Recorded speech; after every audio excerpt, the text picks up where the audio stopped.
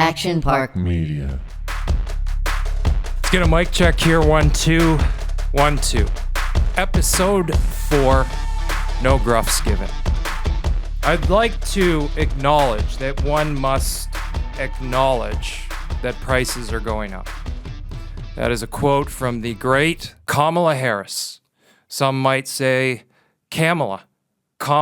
I call her Mrs. Harris. Mrs. Harris says, let me repeat one more time. I acknowledge that one must acknowledge that prices are going up. Ladies and gentlemen, I'm done. I've made the decision today that I'm done. Because, and what am I saying? What am I talking about? I'm talking about conflict, okay? I'm done with any conflict. You know, last week's episode was a real eye-opener, all right? I've now realized, I've assessed myself that I don't like bullies. And it probably has something to do with growing up as a small hockey player with a chip on his shoulder, always looking for that bully, you know? And now as I sit here today, I say, what is it? Fuck it. I'm done. I get nothing from it, okay? If it's not going to help me monetarily, then I'm not going to get involved. So I was in New York last week, and I went on the Gutfeld show, Greg Gutfeld, Thursday's show, which, by the way, I believe had a 2.2 million rating, viewers. You were great. Which I think, thank you, Michael. Welcome to episode 4. Thank you. The Gutfeld show, it's got a lot of, basically what happens is you get the rundown a couple hours before. They're going to talk about 5 or 6 different little topics, right? And it's a comedic show. So I'm not saying you're expected to, but the premise of the show is Greg introduces the topic, and then he goes to one of the panel, the 4 guests. And, you know, what you're supposed to do is you're supposed to sort of make conversation, but make it comedic. It's not too deep. It's not too heavy. It's got a light touch to it. And I remember all of my bits, right? And they were all kind of rooted in like the subway shooter. I said something like, I wish I was there, right? Why don't I ever get these opportunities? The reason I'm telling you this is no more. I'm done with it. You know, unless I'm going to get paid to stop a domestic terrorist attack, which, by the way, it's not deemed a domestic terrorist attack. Only if you're a mother holding school boards accountable are you a domestic terrorist. Unless I'm getting paid, fuck it. I don't care. I don't care what happens to humanity. If you want to block the bike lane now, go ahead, all right? If you're blocking the bike lane and I'm in it and I can't stop, well, we're going to have an accident. That's not my fault. But I'm not going to actively stick my nose into anyone else's troubles to protect them. Fuck it. Unless you're paying me, it's not worth it. All right? I don't think that I am getting more subscribers on Patreon or we're getting more subscribers and or downloads on the No Gruffs Given podcast because I like to stick up for the little guy. I don't think it's happening. So the date is today. It is Monday, April 18th, 2022. I'm done. Fuck it. I don't care. If you're in trouble and I'm in the vicinity, you're not going to benefit from my help. All right. If you're a neighbor who parks like an asshole, all right, you don't put your garbage cans away, take them off the street. I don't care. All right. Now, what I am allowed to do, I am allowed inside my own head and with my visual cues, my eyes on you, I am allowed to say terrible things to myself about you, okay? And you're going to feel it. You're definitely going to feel it, but honestly, I don't care. I'm fucking done. I don't care. I was in New York, and that city is, it's got a long way to go to ever get to where it was. It's a bad place. It's a bad place right now. This mayor, I don't like him. The saving grace, I got to run the Central Park Loop. You know, I'll always have a fond spot in my heart for the Central Park Loop. And I can take that back to even when I got suspended in Dallas, all right? And I was back in New York, and I was waiting for whatever was going to happen. Now, in the back of my mind, I always knew that I was going to end up back in New York. But it was the middle of winter, January or February, if I stand corrected. And I used to run the reservoir. The reservoir in February is a lonely place to be. I put an Eminem song on repeat, and I just ran. And that was my morning cardio. All right, then I would walk over to Pat Menocchia's gym, and I would get my workout in. 10 years later, the pandemic happened, and I started to run again. And I took it from the West Side Highway on the weekends up to Central Park. And I'll still remember the first time I did the loop. And the loop is a bone-crushing, it's a bone-crushing run, all right? You meet your maker when you run the loop. You start on 58th Street right in front of, I believe it's the Ritz-Carlton, or let's say you start in front of the Plaza Hotel. You run up the east side all the way to the top to Harlem. You cut across Harlem. Harlem has these two sisters or three sisters hills that are punishing. You're staring at your soul as you're approaching them. Then you come down the west side, a nice little hills and gullies and ups and downs. Take that to the end, back to 58th, and you make sort of a soft, hard left, back around, up 58th to where you started. It's an unbelievable run, all right? You see all different walks of life. You see people enjoying themselves with nature, all right? Skyscrapers, the sun. It's an unbelievable run. I hadn't done it in a while, and I didn't know how I was going to do. I actually thought I was going to, I timed it on Strava. And when you time it on Strava, you can't run from it, pardon the pun. It's there. All right, you can't tweak the numbers. You can't do anything. I said, you know what? Fuck it. I haven't done it in 4, 5, 6 months. I'm going to do it, and I'm going to post it. I had a great run. I had some 6 minute and change miles. I think I came in right at around 7 minutes, 5.5 mile run per mile. It was a great run. It's the only saving grace in New York City. Okay, I could get excited about future trips back to New York to be able to run the loop. It really is a special place. I want to start with some RIPs. All right, first of all, RIP the great Mike Bossy. Michael? I mean, absolute legend. You know, those teams that you think about in the 80s with the Islanders. I mean, it really... Well, yeah, what also is interesting, he only played 10 seasons. I believe he won 4 Stanley Cups in 10 years. Wow. And I don't know how many fucking goals he scored, but he's definitely in the 500 club. Huge output, you know, when you think about now, who's your young king stud that they're worried about his production early on? Well, we have a couple. Quentin Byfield. Yeah, Byfield. He's not producing? Is that what's happening? Yeah, I mean, he started the season with a broken ankle, so kind of coming right out. I don't want to know why. The excuses? Okay. Is he not producing? He's not producing. He was a healthy scratch the other night. All right, so when you think about Bossy just came out of the gates. He played 10 fucking strong, solid years and called it a career. But RIP to the great Bossy. Let's go Rangers. Potvin sucks. Fatso forgot to shake my hand. You might not have heard that before. That's sort of my signature moniker on my cameos. By the way, if you haven't booked a cameo, do me a favor. Let me help you. Help me help you. All right? Let's have the world go around. We'll have some touch points, and you'll keep me in the game a little bit longer. Lance Galbraith and Garrett Burnett. 2 former hockey players that I played against. Galbraith played against him since I was 8 years old. Played 5 years in Ottawa for the Ottawa 67s. Best friends with Zenon Konopka. He died over the weekend. I haven't seen Lance in probably 20 years. Guy was a motherfucker to play against. Very difficult to play against. Great junior player. sort of a showman, tough, would fight. He got into a car accident. I don't know the details, but we've had a lot of, these guys are dying, right? Garrett Burnett.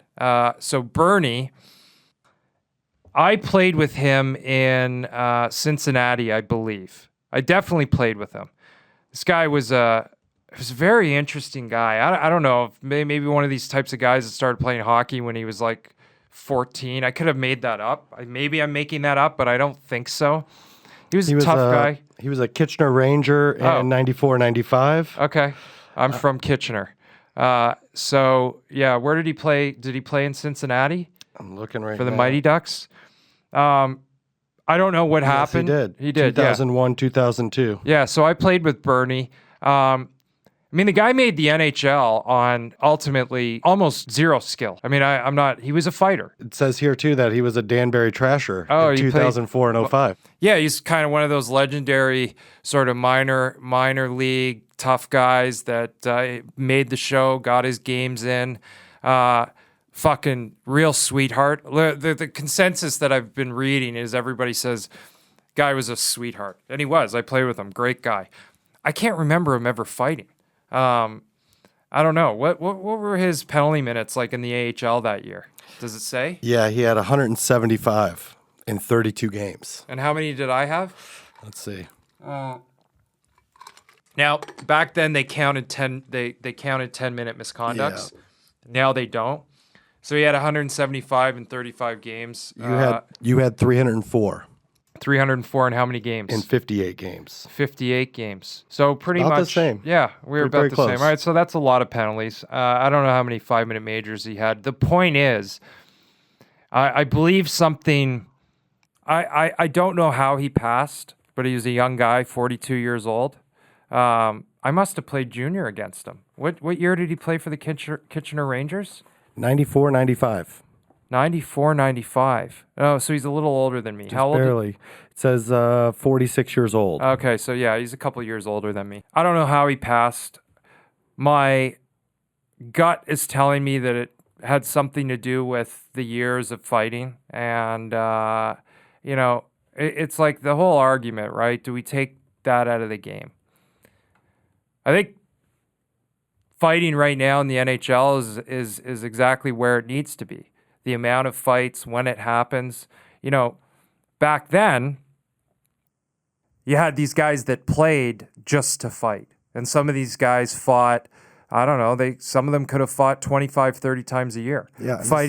Some of my favorite players growing up. Fighting guys that were as tough as them. Like, UFC fighters, these guys are only allowed to fight at the most maybe 3 times a year. So there's a correlation. I don't know how I think we've already solved the problem by evolution. The game has evolved and it's in a completely different place. New York City, let's stick with that a little bit. Okay, New York City delivery apps. So New York City has had an explosion of delivery apps. Apps that you can order like food and stuff. I don't know, everything. You can order whatever you want. Some of them are called GoPuff, Getter, Gorillas, Joker. Well, they have these dark stores, right? So they have these stores in New York City that they keep all of the goods in. And the storefront is dark. And people in the community have now started to complain because what happens is you get all of these delivery guys on their e-bikes and they're loitering in front of the dark store. And these stores don't look appealing. I mean, it's an eyesore on the neighborhood. So councilmen, council members, council women have started to complain, and they've forced these delivery app dark stores to open up to the customers because of zoning laws. The point of me telling you this is that fucking city is starting to look like Gotham. It really is. If you don't have sun there, and like that is a dark city to be in right now. New York City is about to go into a COVID medium risk. We talked about it last week. All right. I'm in California. I anticipate I said to Michael, we probably have a couple of weeks left, mask free. I think the masks are coming back. As ridiculous as that sounds, I think it's happening. New York City crime. Major crimes up 37%. Subway felonies up 68%. Robberies underground up 72%. Felony assaults up 28%. And grand larcenies up 110%. All right. The city doesn't feel safe. I was there for 2 days, and on 4 different occasions, I saw these bike gangs rip through the city. So a bike gang is a gang of, let's call it 15 to 20 young men and women that are riding illegal motorbikes and or four-wheelers. So four-wheelers, okay? I'll put that up. Four-wheelers. All of a sudden, you're on Madison Avenue. It's a beautiful day. A lot of wealthy stores. People are enjoying it. And you hear this hum. And you can, if you put your hand or if you're in touch with the fucking earth, you can feel it coming. And all of a sudden, out of the blue, this four-wheeler gang and motorbike gang appears, like in Batman in Gotham, and they overtake the road and they come up onto the sidewalk and they smash people's mirrors as they go by, and there's a boom box, and it's fucking chaos. And if I had a child with me, it's like Armageddon. What do you do? Where do you go? You're not safe. And I think the people of New York City are starting to admit that that's the case. This guy walks onto a subway car, puts a mask on, a smoke mask, a gas mask. You know, if you're ever on a subway, people do weird things in New York. But if I'm on a subway and a guy gets on and he's got a bunch of bags and shit and he puts a gas mask on, I'm immediately now, because remember I said, fuck it, I'm getting the fuck out of there. I am clearing the area of myself. I'm not sticking around. I'm not going to try and save anyone. I'm gone. You see a guy put the gas mask on, you know something's coming. All right? This guy did it. Did we talk about it last week? No, we didn't. Oh, okay. So he did it. It took 48 hours for the NYPD to arrest him. And the only reason they arrested him was because he called Crime Stoppers and turned himself in.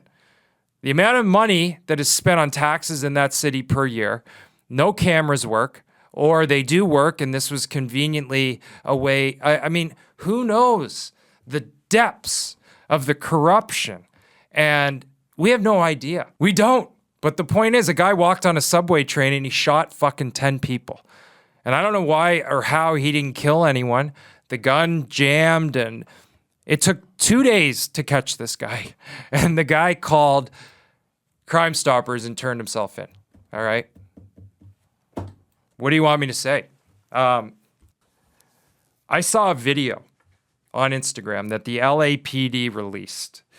It was a video of a silver Dodge Challenger in LA's jewelry district, okay? There was a woman, you see her, she starts running down the middle of the street. She jumps in front of a car to try and get them to help her, all right? The car backs up, backs around her, takes off. As this car takes off, you see the Dodge Challenger come fucking storming into the picture, hits this woman. She goes up over the front of the hood, falls down like in the movies. She looked like a stunt woman. What then happens is these two guys put the Challenger in park. They get out of the car and they run towards her. But as they see, and I don't know how she did it, but as she falls off the hood onto the ground and does two or three barrel rolls, she takes her watch off her wrists and throws it. And these guys immediately, it was like they were robots. They see the watch and they move in the direction of the watch. They had no interest in her. They wanted her watch. And they fucking almost ran her over. I don't know how she ended up on the hood of the car. And it was for her watch. This was in the middle of the afternoon in the jewelry district in LA. All right? Is there a correlation between New York and LA? Yeah, there are. There's a few. I'm not gonna. I'm done pointing that shit out. I don't care. All right. Maybe I'll always point it out, but I'm not really. You can do the math. All right. You have to speak up. You have to vote differently in the upcoming midterms. I mean, you have to exercise your American right, which is change leadership, demand safety in major metropolises that you live in, that you pay taxes. Okay. So the Minnesota Timberwolves, game 1. All right. DXE. It's direct action everywhere. It's an organization. It's I don't even know how would I describe them. Well, I guess they're sort of like an Antifa, but they're against killing chickens. Okay, you might have read in the news that there's a thing going on in the country where chickens are getting killed. They're being murdered.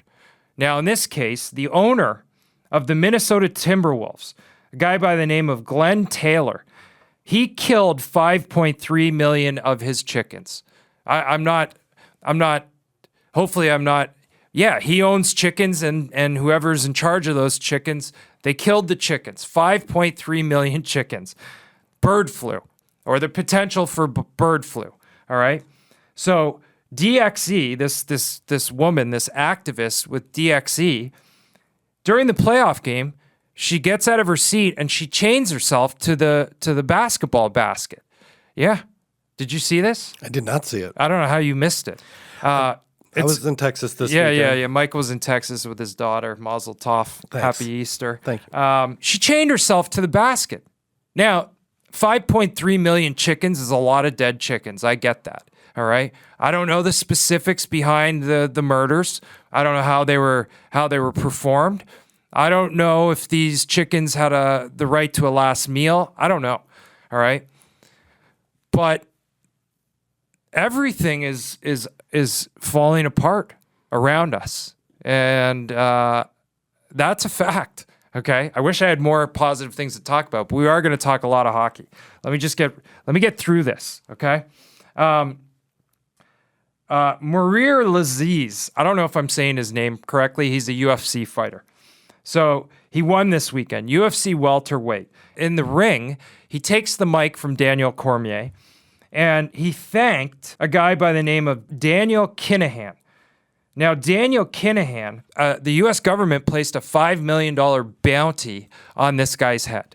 He's an Irish guy. Apparently, he's got a lot of things going on.Maybe he's in a drug cartel or he heads a cartel. I don't know. All right. But the fact that Laziz thanked him, it's a pretty ballsy move. All right. You got to respect it. Right. Laziz says afterwards, I thank that man because what he did for me as a man to man, what he did for me and my career. That's why I'm thanking him. Now, there's an argument to say, listen, you have to have some social responsibility for, putting a criminal on a pedestal. Well, I don't know if this guy's a criminal just because the U.S. government puts a $5 million bounty on somebody's head. I'm not one to assume that that's a guaranteed fucking indication that they're a criminal. All right. My sensors are up. I don't know what to believe these days. $14 billion went to Ukraine from the U.S. $14 billion. But we didn't have $4 billion to finish the wall. Now, Title 42 is about to come to a close, okay? And I was just doing some reading, and what's happening is Title 42 is about to end, all right? If you don't know what Title 42 is, go and check it out. But basically, it was an order that I believe the Trump administration put in place to legally be allowed to deport asylum seekers, i.e., migrants that were crossing the border in Texas because of COVID. Now, the Trump administration. The Biden administration, they extended it. Now they're lifting it, okay? This Thursday, what they're saying is, essentially, if you are somebody that wants to get into the country of America and you can get to a port of entry, one of the bridges, so if you can get to a bridge, which is a port of entry, and you are a family, if you're a pregnant woman, or if you're gay, you're allowed to just you're no questions asked. You are allowed to come into the country.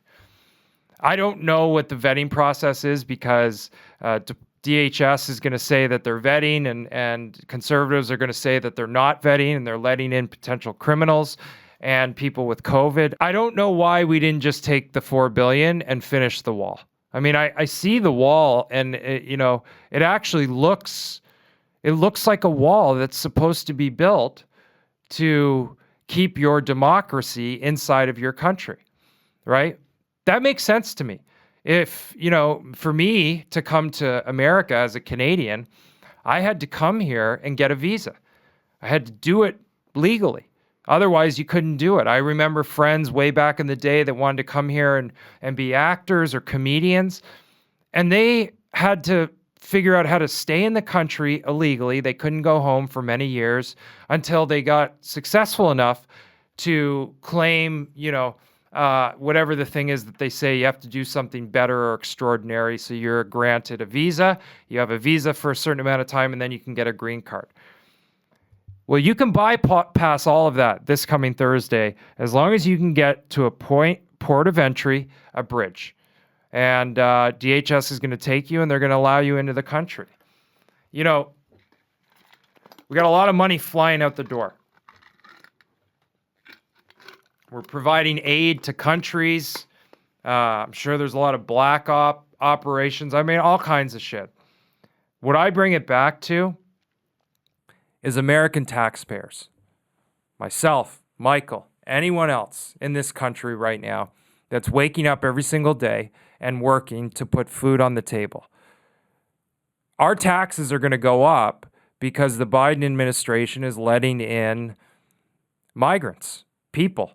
I mean, and I don't know. If you're an American, I think you have to get to the point where you say, am I torn? Right? I'm all for people being able to come to America and be free and prosper. But don't you think they have to do it the right way? Because otherwise it's going to keep costing you and me and us money, because it's our money. And if it's not our money, then they go to the Fed and they print the money, and then that's what increases inflation, and then that costs you more money. So in the end, it always comes back onto us, the citizens, and that's going to cost us money. Do I think that you're a racist or a xenophobe or whatever else because you don't think that you should be allowed to enter into the country illegally? No. I happen to not think that you're any of those things. I happen to think that, you're a proud American who wants to take care of your family, and you don't want to be taken advantage of by your own government. That's what I would say to that whole thing. Speaking of taxpayer money, the Canadian government paid $20 million for COVID tests that never worked. Now, you might say, $20 million, it's a drop in the bucket. But, how many times 20 million turns into 100 million pretty quick. 20 million is 20 million. That means 20 million Canadians had $1 taken from them for COVID tests that potentially they didn't want, and they didn't even work. When is there any responsibility in any of this, right? When do we have the ability to stand up? And again, this is a slippery slope for me because I said, fuck it, I'm done. I'm not going to fight. I'm not going to fight for anything anymore. All right. But, I understand that there's a difference, and I'm a little pissed off, and I think everyone should be. Everyone else should be pissed off. When's this going to end? Ed Buck. Do you know who Ed Buck is? I don't. I'm learning a lot this episode. Ed Buck is a Democratic donor. This guy was he was a model. He was a male fashion model many years ago, fairly successful, made some money. Then he bought a company. He did like a takeover of a company and sold it. And he made a bunch of other money. Well, then he became a Democratic donor. But in the meantime, in his West Hollywood apartment, what he was doing is he was finding gay men on gay dating apps, and he was inviting them to come and live with him, and he would get them hooked on meth. And I don't know how much, maybe they're already hooked when they came but he would basically keep them as slaves and keep them fucking high and keep them coming back. He killed 2 of them. Now, the first one he killed, they didn't arrest him. It wasn't until he killed the second one that they finally had to arrest him. He just got 30 years in jail. They're finally going to throw the key away. They're going to give him 30 years. He'll probably die in jail. I just thought it was an interesting story, and he lives around the corner from me. And he looks like a fucking creepy-looking dude now, if you see him in updated photos. Yeah, I'm looking at it. He's weird, now. right? Yeah. A New Zealand father was just banned by the family court in New Zealand from seeing his children because he's not vaccinated. I mean, that gets scary, right? We see what's going on in Shanghai. Have you seen the drones? Yeah. I'm not going to fucking exaggerate and say, if you see this video, drones that are flying in the air in Shanghai that are telling the people of Shanghai not to yell, laugh, or talk amongst each other and to get inside. Yeah. I mean, it's what we used to see in the movies 10 years ago and think, we'll never see that in our lifetime. It's as fucking obvious. We're not hiding it. They're not hiding it. And what's happening over there right now is I don't even understand it. They're trying to go COVID zero COVID. How can you do that? And they're locking people in their homes and in their fucking apartments and they're giving them food. It's wild. All right.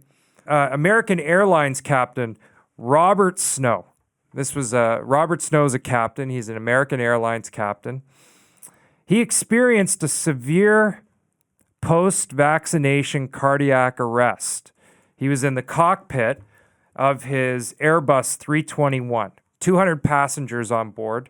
They said it was 7 days after vaccination. The doctors determined that it was a side effect of the COVID vaccine that was mandatory or is mandatory for pilots. So this guy gets vaccinated. 7 days later, he has a cardiac arrest, thankfully, on the tarmac, 6 minutes after he had landed the plane. I'm not a doctor. I'm glad I didn't hear this before I left this weekend. Yeah, I fly Delta. I fly the friendly skies of Delta. I love Delta. You flew Southwest, and they're not enforcing the mask mandate. They were very lenient. Yeah, I think that's what's happening now. It depends on the crew. It depends on the vibe. And it's starting to soften, although a judge, I think, overturned the 15-day. The federal judge in Florida just turned it over, and we're not sure if the Biden, administration is going to appeal. Right, so they'll probably appeal and or we'll maybe see the writing on the wall. Yeah, I don't think so. No. Do you? I mean, You think they're going to give and say, okay, fine, take the masks off the airplanes? I don't know. I don't know either.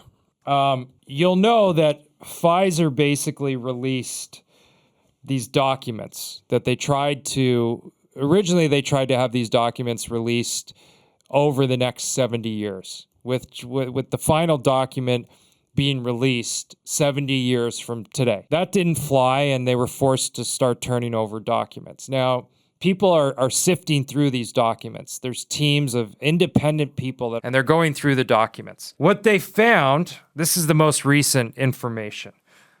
Pfizer knew that the 100 microgram dose, so in the early stages of the vaccine, some people were getting vaccines that had 100 micrograms inside the dose, okay?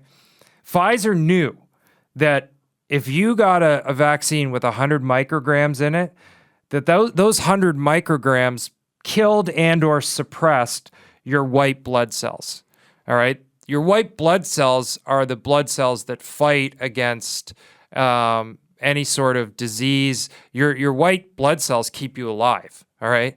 That gives the red blood cells the ability to be vibrant and red. All right. That's I'm not a doctor, but I did a little bit of reading. So Pfizer knew that. Okay. They also knew that the different doses of micrograms, so depending on whether you got a dose with 10, some had 10. Some had 10 micrograms in it, some had 100. So depending on the difference between the dose you got, that would indicate, or there would be a relationship between that and the adverse reactions that you that you received, if you did receive adverse reactions. I mean, they fucking knew. It's in their documents that they released. The FDA, September 2021, said every kid needs to be vaccinated. Now, the FDA said that even though in May 2021, they knew that 35 kids had had permanent heart damage via the vaccine, via trials. So I guess you would say, listen, if you're a person who doesn't value, or maybe you would say, I value children's lives. That's why I think that the 35 with permanent heart damage, it was worth it. I happen to be on the other side of it based on everything that I've read, and that I also went through the experience of having my young baby, infant, get COVID and fight through it. And he was fine. I can't sugarcoat it. He was fine. He got COVID. He was sick for a day or two, and then he was fine. All right. So the FDA knew that 35 kids, I believe, in their trial had permanent heart damage because of the vaccine. Yet they still said every kid needs to get vaccinated. I don't know. Couple of more things. All right. Oh, by the way, we walked into Action Park today, and the guys on Victory, Kevin and Doug, they're doing a podcast with John C. McGinley. Okay, Legend. Legend is a legend. Yeah, understatement. But what's better than a legend? He's a fucking legend. All right. Let me go through. We saw John. We talked to him. I've known him for a few years because he's very close with Chelly. Chelly knows all the godfathers of the game. Let's go through McGinley's early slate. All right, starting with his first movie, 1986, Sweet Liberty. Then he went on to do Platoon and Wall Street back to back. Followed that up with Shakedown. Then Talk Radio, great movie, 1988.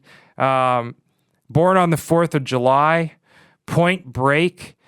Fucking, I mean, well, those are 4 or 5 of the greatest movies ever made. 7, he was in Nixon, big Oliver Stone guy. He was in The Rock. What else? I could keep going. Any Given Sunday. John McGinley in Any Given Sunday, playing the sideline reporter. I mean, fucking unbelievable movie, first of all. Unbelievable role that he executed to absolute perfection. John C. McGinley in Any Given Sunday. Get Carter with Stallone. I feel like I could, you just keep going, all right? World Trade Center. I said to him, you just don't like to work anymore, do you? He said, I'm building a golf simulator. He's building a golf simulator in Malibu.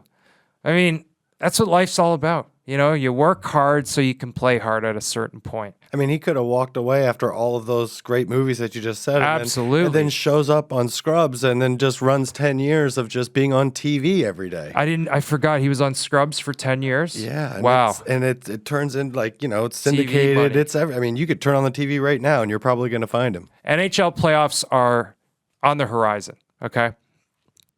The Octopus tradition in Detroit started during the 1952 playoffs, when the 6-team NHL only played 2 best-of-7 series to capture Lord Stanley. Having 8 arms, the Octopus symbolized the number of playoff wins necessary for the Red Wings to win the Stanley Cup. April 15th, 1952, when Pete and Jerry Cusimano, brothers and seafood store owners in Detroit's Eastern Market, hurled an octopus into the rink of the old Red Barn. The team swept the Toronto Maple Leafs and again swept the final en route to winning the Stanley Cup, as well as winning 2 of the next 3 Stanley Cups. Well, it caught on and then some. Some fans smuggled the creatures into the arena inside their coats or pants. By 1995, the team had adopted the tradition by introducing a mascot, Al the Octopus. Okay? Al is the Zamboni driver in Detroit. He's a legendary man. Al is raised to the rafters of Joe Louis Arena before every home playoff game and can be bought in stuffed animal form in the fan store. Playoff hockey doesn't get any better than that. All right, so the NHL playoffs. We're going to go through, we're going to reference, we'll give them credit. There's an Athletic article out today. Yeah, by Sean and Dom. Actually, it was the 15th, so it was Friday. Okay, who wrote it? Sean Gentile and Dom Lucian. Okay, I had a couple of notes. Well, whatever, I'll say it. Marshawn Lynch and Macklemore just bought a percentage of the Seattle Kraken. Minority ownership. I don't know what it means, but good for them. The Kraken don't get me excited. They don't. The jerseys, the rink, climate pledge. I mean, I don't know. I love Jerry Bruckheimer, and I'm very excited for Top Gun to come out in a few weeks. I'm very, very excited. I'll probably see it 4 to 6 times in the first month. But that doesn't excite me that those guys bought into the team. Now, Alexander, is his name, what is Barkov's first name? Is it Sasha? That's what they call him short, but it's Alexander. Oh, well, I'm going to call him Sasha. Sasha Barkov, all right? I think, in my opinion right now, he could be the most exciting player to watch in the NHL. This guy's gait, he's very bull-legged, he's fucking big, silky smooth hands, he uses a long stick, his head is always up. His second assist to Anton Lundell, I don't know who they were playing, I don't even remember, yesterday or 2 days ago. His second assist to Lundell was a thing of beauty, all right? That was one play that I picked out. Now, on our Patreon, we need to do a Florida Panther game. Yeah. Let's look at the schedule. Okay. Because I want to do we're going to do a long form Patreon game on Florida, and I really want to focus on Barkov's game because I think he's one of the elite, if not top 2-3 players in the NHL right now. And I'll explain to you, listen, if you love the game, if you play the game and you're not subscribed to our Patreon to watch the full-length version, what we do on Instagram is the short clips. I want to zone in on Barkov, and I want to watch the whole game. I want to watch what he does. All the things he does away from the puck and on the puck. Because this guy is a fucking superstar. And I think Florida could make some noise. It's all going to come down to the goaltending. We'll get to that. Chris Russell. Let me just throw this name out. I had no idea who Chris Russell was. This guy scored a goal the other night. Yeah. It was his first goal in 3 years. Chris Russell has played 907 NHL games, and he's blocked over 2,000 shots. I don't know. I've never heard his name before. You want to talk about a guy amassing an unbelievable NHL career, going completely under the fucking radar. I know everybody. Michael said you're in fantasy. Yeah, I'm in fantasy. We get points for blocks. I had no idea. Who is this guy, and where did he come from? It's beautiful. So we'll give a mazel tov to Chris Russell, 907 games, 2,000 block shots. Michael, take it away. Let's. So basically, this is a Athletic article. Yeah. That explains why you should watch these teams down the stretch. What team's number one on the list? Colorado Avalanche. Okay. The reasons to pay attention, they say Bowen Byram's back. Bowen Byram's been down this season with concussion injuries, and he's getting back into form just in time for the playoff run. They also say, with Norris Trophy aspirations for Cale Makar or the President Trophy, that would be the reason that you would want to watch the Avalanche. So Byram played 5 games and he had 14 points. Yeah. No, sorry. He had 5 goals, 9 assists, 14 points. How many games? It didn't say. Oh, let's see. I don't know much of this kid. Is he a good player? He's a great player. Okay. Yeah. Wow, that's that's a big fucking... Big piece. Big piece. He hasn't played all year, so who knows? We saw Kachuk come in 2 years ago from not playing the whole entire season, and he was the best player in the playoffs, one of them. Yeah, he was the 4th overall pick in 2019. Yeah. All right. Well, listen, I think that I think Colorado is going to be dangerous. The there's something in my gut that tells me this isn't their year, but they're going to push a little bit further ahead. What does that mean? I don't know. Conference finals? Yeah, probably. They're going to be dangerous. They're going to be dangerous, and obviously injuries are going to be a big part of that, but I think this team's ready to break out. I don't know if they're a Stanley Cup winning team yet. Who do we got number 2? The Florida Panthers. Okay. Reasons to pay attention, the comeback Cats. Yeah, so I guess what they're saying is basically Florida, it's fucking wild. They have these games where they'll go down 4-0 in the game and they end up winning at 6-5. And it's happened a few times. Yeah. Their power play, outstanding. Okay. Like I said, Barkov, some of these players on this team, I mean, Anthony Duclair scored a knee down goal, his 31st of the season in that same game that Barkov assisted to Lundell. Lundell's got that kid's a 20-year-old, I think, and he's got like 20, maybe he's got 30 goals too. I don't know. He was a 20th overall pick. Mm-hmm. I didn't know who he was. They are fucking stacked. They are loaded. It's going to come down to their goaltending. Is Bobrovsky going to be able to win a Stanley Cup? This is the best time for him to ever prove that this year right now because they are stacked. I mean, Panthers versus Lightning, I don't think Lightning get out of that series in 6. Not the way they look right now. Yeah. All right, Carolina. So, what's it say? It says the Canes are good. They've been saying it all year, but right now they're not finishing. Yeah. The stat that we're seeing is like their power play is 1 for 27 in the last 10 games. That's bad. It's pretty bad. And they just lost to the Red Wings where they had 46 shots on goal and had 0 goals. Yeah. So, I mean, it's pretty hard to watch. A couple of those guys are on my fantasy team, so I've been screaming at the TV a little bit. I saw Whitney. I saw Witt. They clipped something from their podcast. Yeah. I got to tell you, like, Witt is a above average hockey mind. Totally. And he said it perfectly. Yeah. And I'm just going to mirror it. I'm not really, they don't scare me. Yeah. Right? Is that what he said? That's sort of? exactly Yeah, what he said. They don't scare me. I don't think that anyone playing Carolina should be afraid of them. I think you go into that series confident that you're going to fucking lay a whooping on them. You have to be confident. You have to actually, the only way you win in the playoffs is if you truly believe you're going to win.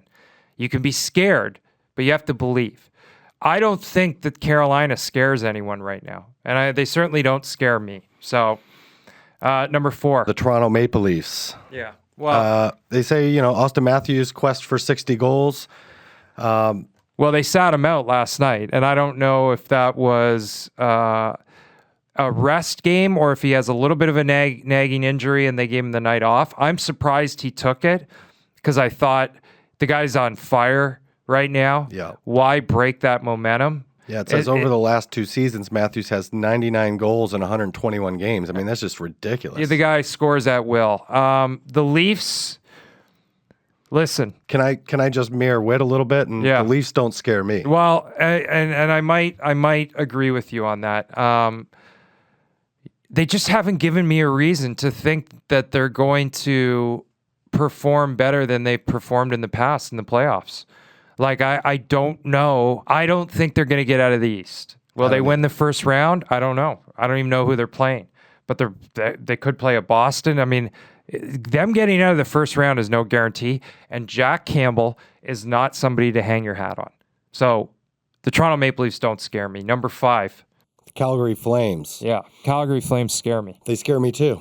And they have great goaltending. They have a great defensive group, but a really electric scoring prowess with a lot of those players. And they made a lot of great moves there at the deadline, bringing in Toffoli. And, it's saying here in the article that Mangiapane started off the season, had 29 in his first 53 games, and he's kind of gotten quiet, so they kind of want to see that turn around. Well, but what's even more interesting, I didn't know that Matthew Kachuk and Elias Lindholm are on pace to hit 100 points. Yeah. I didn't know that. That's a huge year for both of them. Totally. You got Johnny Gaudreau. These guys are going to be dangerous. Yeah. If you're not excited for the playoffs, and you please, if you're a hockey person and you're not subscribed to our Patreon to watch games full length, I mean, that's your choice. But I question how much of a hockey person you really are, because we're going deep. We're breaking this shit down. It's going to be an unbelievable playoffs, and Calgary is a force to be reckoned with. Number 6, Minnesota. So the Minnesota Wild, it's makes a little joke about the Ryan Hartman middle finger. But got that team, 4,200. Yeah. Yeah, but that team, especially with bringing in Marc-Andre Fleury, they've kind of solidified the goaltending spot. Kind of no matter what happens, whoever's hot, wherever the injuries lie. So I think that there's a really good chance that they make a good run, especially how wide open the West is.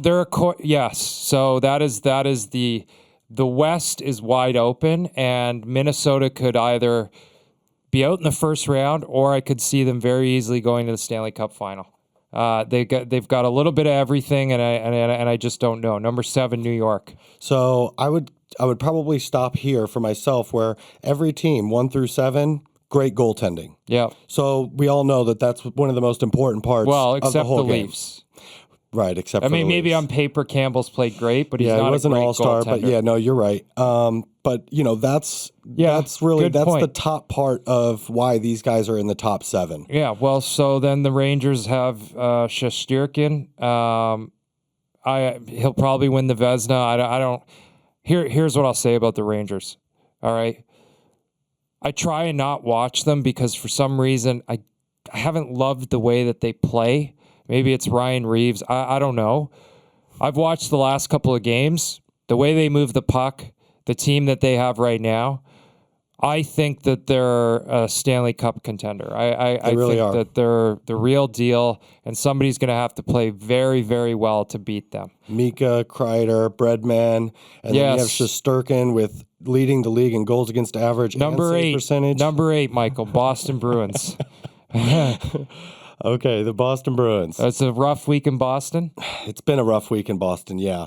We did see that Ullmark left the game on Thursday, took a hard shot off the mask. We were talking about that last week, too. What that does to a goaltender when you take a big-time shot off the mask. Well, you might have a concussion. They do have a young goalie in Swayman who's really, but he's had a rough couple games. They've been on fire.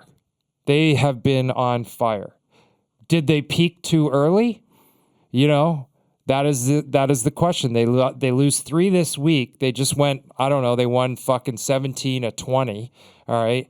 And then they string 3 losses. Maybe they peaked too early, but the Boston Bruins don't scare me. Number 9. All right, let me just because I'm very passionate about this. Hey, my whole love for hockey started with St. Louis when I was a kid.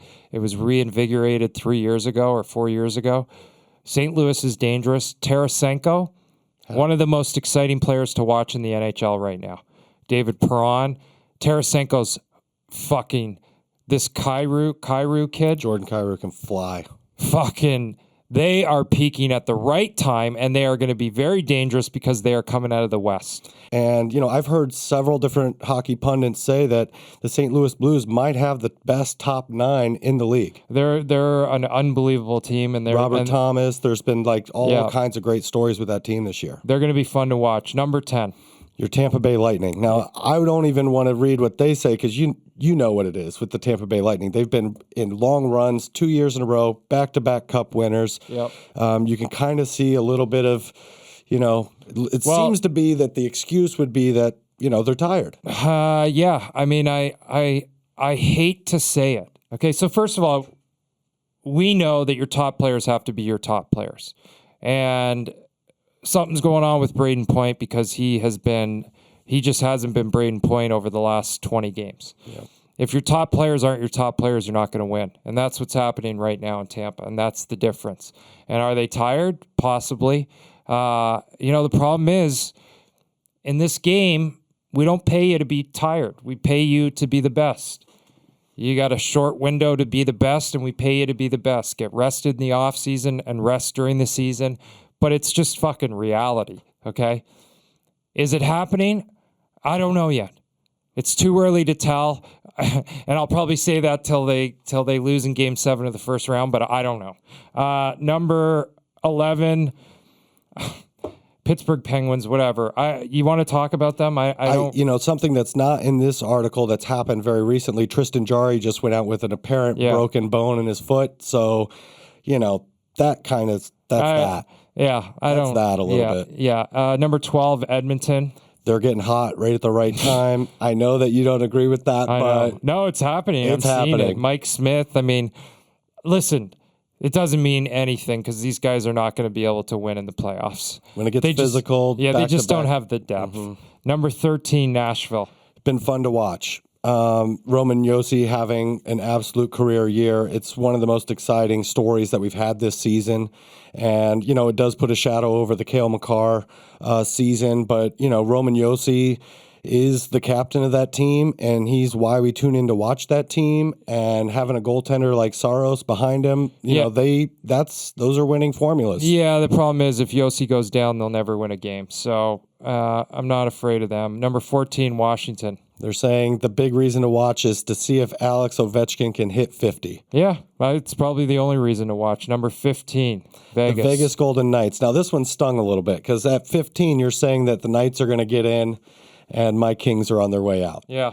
But you're seeing Mark Stone's back. Logan Thompson, another goaltender that's been down in the minors, is a great goaltender, has been stringing together a lot of good games. And, it might turn out to where they go to him. I know that, Leonard was out again, what appeared to be not a hockey-related injury. Yeah, Michael, they don't interest me. Okay. And Leonard, fucking who knows what's going on there. It's just the wrong time for that to be happening. Yeah, it is. And I know, it's one thing to be critical and respectful, but it is the wrong time. It's the wrong time. You got to get ready and prepared. Number 16, Dallas Stars. So the Dallas Stars have just never given up this season. They've been kind of middle of the road and same deal. They're kind of stringing together some games here at the end. And right now they're sitting in a wild card spot. So I know as we get down the list and I'm like, not interested. Not fucking interested in Dallas. They're not going to do anything. But I'll tell you what. If the LA Kings do make it into the playoffs, I could see them winning the first round. Yeah, if they've just had that type of season, they can upset you. I don't know how they're doing it, but they're obviously well coached. Yeah. And they got guys that have bought in, and I could see them making some noise. Yeah, I mean, you just said it about Nashville. If Josi goes down, they have no chance. Well, we had Doughty go. All of our defensemen were down. No, that's why that's why your team is dangerous. And the goaltending has been tough because those guys are playing in front of a lot of inexperience. All right. Show everybody your golf shirt, and we'll move on. Okay. Number 18, Vancouver Canucks. Let's go, boys. Vancouver Canucks. So they're still in it. They're not out of it. And I know that let's just the move midseason on. Coaching change. We've seen a change in the game. Let's move on. Okay. Number 19, Winnipeg Jets. So now we're talking about whether or not we're going to see a big change in the offseason. Mark Scheifele, a lot of value there. Are they going to make a big move to sort of break up that core? Dude, they have 4 players that are electric to watch. Connor's one of the best players in the league. That guy fucking is unbelievable. Unbelievable. He's possibly going to score 50 goals. Mm-hmm. They have some players that could complement other organizations and put other organizations over the top. Totally. For some reason, they can't win. Tear it down. Move these guys, all of them. Let them go and start from fucking scratch. Number 20, the Islanders. So I said this exactly kind of what is said here in the article. I said this to Kevin Connolly the other 2 weeks ago. I said if they would have had a better start to the season, this is a playoff team. And they've had a good finish to the season. Sorokin is one of the best goaltenders in the league. Doesn't get the looks because and the talking points about it because of their record, but unbelievable goaltender, great coaching. Everybody loves Trotz and I agree. Yeah. I agree. 21 Buffalo Sabres. So I love that the Sabres are up in the 20s, like that it's in that the low 20s rather, because they have been fun to watch. Owen Power's now on the ice. Yeah. The team, the younger people, Jack's moved on. Alex Tuck seems to be like he's going to be the next captain of the team. Yep. Hometown boy. You got a lot of the Sabres fans kind of starting to cautiously get excited about the future. Yep. And they have a goaltender too. That was midseason that came up. Ukko-Pekka Lehkonen, something along those. Yeah, you have this weird fascination with the Buffalo Sabres. Number 22, Columbus Blue Jackets. Who fucking cares? Yeah. Number 23, San Jose Sharks. Who fucking cares? Number 24, Anaheim Ducks, right in our backyard. Yes. Well, Trevor Zegras. I mean, I tune into the Ducks games because I want to see it happen. I want to see not just him, but that whole core is kind of turning in an exciting way. And mid-season they were kind of in the running, some inexperience. Yep. I think we do have better coaching in LA. So the future looks bright. It really does. And here's the thing that I said earlier this year: John Gibson, Drew Doughty, a lot of these older guys, and they wanted to go play in the Olympics. Yeah. And those players came into the league the season and just tore it up. Yeah. And because they were excited, they were going to get, fired up for the Olympics. And when the Olympics pulled out, you saw a lot of that sort of energy from those veteran players sort of fade away. Something happened. Number 25, Ottawa, who cares? Number 26, Chicago, who cares? 27, who fucking cares? New Jersey Devils. 28, Detroit Red Wings. So there's some hope there. The Red Wings had a great, early part of the season. I thought it was funny that they were mentioning this. I don't know Magnus Hellberg? I don't know this Swedish goaltender. I know a lot of these goaltenders. I have no idea who that is. So it doesn't matter. They've got some fucking cornerstones to watch. And your boy Stevie Y, he's building what he's doing the exact same thing he did in Tampa. Yep. And this is going to be a team to reckon with. Yeah, he's on his own schedule, and we'll see. The proof is in the pudding. 29, Philly, who cares? Brutal. Seattle, number 30. Who fucking cares? Montreal, 31. I mean, listen, it's going to take some time. Carey Price came back. I know you have a whole Carey Price theory. I don't want to hear it. It's Martin St. Louis, and let's see what he can do in the future. Totally. 32, Arizona. Now, that's the one. It's like, what do you do? It's hard to even, I don't want to kick them while they're down. Yeah. But I mean, it's hard. Yeah. It's hard. And it's really going to take. Well, they have no staff. They have no. Who are they drafting? What are the bones of the organization? Yeah, I mean, the draw. Who owns the team? They're going to a fucking 5,000 seat arena. I mean, I don't know. I've even heard that might not happen. Like they're in full limbo. Yeah. So it's sad there. But when you look, we kind of reviewing this list, those top 7 teams, I could see any one of those teams. And I know that you and Witt said you're not scared of the Canes. I like the Canes. I think they have, I think they have a very good chance. Well, time will tell. We are knocking on the doorstep. NHL playoffs, it's the best time of the year. Patreon, cameos, okay? This shit isn't free, all right? We don't fucking turn these lights on and the light man comes down and pays the light bill, all right? We have to pay for these things, and you can't be a content vampire. Help us. Help me, help you, help us, all right? Schedule, book, everything in between. Episode 4, no gruffs given. We'll see you next week.